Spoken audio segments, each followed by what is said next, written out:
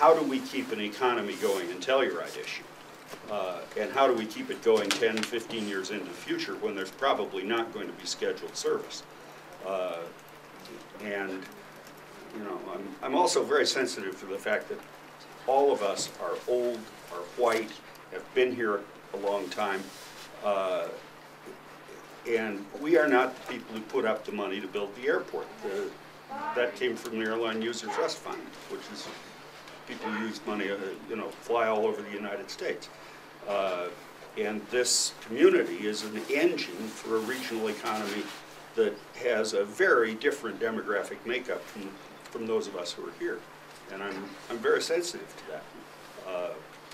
Anyhow, that's my point of it. But I think that we can go back to the regulators and say, we don't think that you ought to allow the 200-hour general aviation pilot to try to get in here at night. I think that's crazy. And I don't see why the regulations can't change. I don't think the regulation of aviation is a civil rights issue. I don't think there is a legitimate equal protection argument there to be made. I think that the argument to be made is this is an airport which under certain unique circumstances can be made safe at night. And only under those circumstances should it be open at night. It should not be open to general aviation pilots, period. I don't think there's an argument. George makes some good points. Does anybody want to talk about, just kind of sum up why, in a nutshell, why they think that there should be night flights? Does anybody want to do that? Go ahead. I'm Clint Debrock. I sat on the airport board for about 12 years. And just, this will be really short because I just want to make one small clarification. And that is, during that time, it's now been 5 years since I've been on the board, but during the time that I sat on the board, the question of night flying never really came in. I talked to Rich Nuttles this afternoon because I was curious about, you know, what all this was about, and he said that actually the Telluride Montrose Air Organization had come to the board saying that we would like to have you study whether it's possible to have a night flight which would do two things. It would increase the flying day for East Coast people, and secondly, likelihood of a layover aircraft here, which means that you'd have an early morning departure, which you can't have with the wintertime hours. And it's primarily about the winter.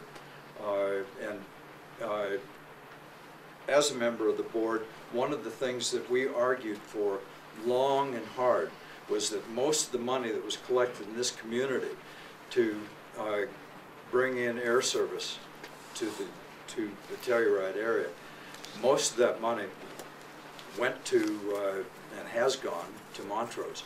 And this was one small thing that, I mean, obviously it's not a small thing in the minds of a lot of people here, but it's one thing that would bring some of that money that we collect locally directly into this community. Okay.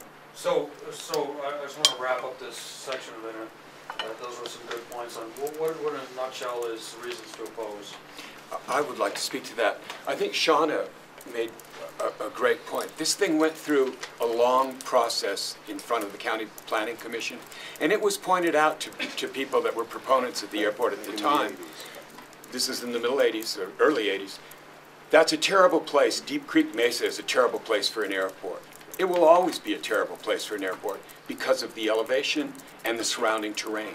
That will never change.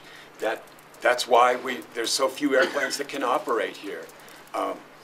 So we made a balance at that time. That the document, the special use permit, was a balance of competing interests. Would we get the benefit? We'd get some benefit of commercial service, but we all, the neighbors, the pre-existing people, would have a balance of a peaceful nature, what we all came here for, at least at night. That balance has worked for 25 years. I was at one time the chairman of the Telluride Airport Authority. I was around. My signature was on the original noise abatement.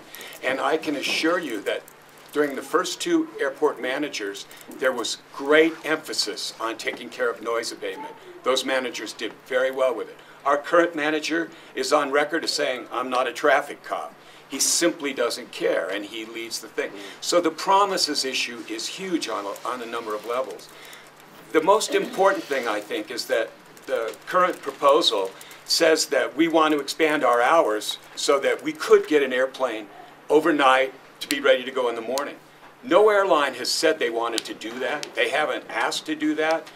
The TRA chairman, Mr. Macetic, said we have a letter from the airlines asking for that. I did an open records request.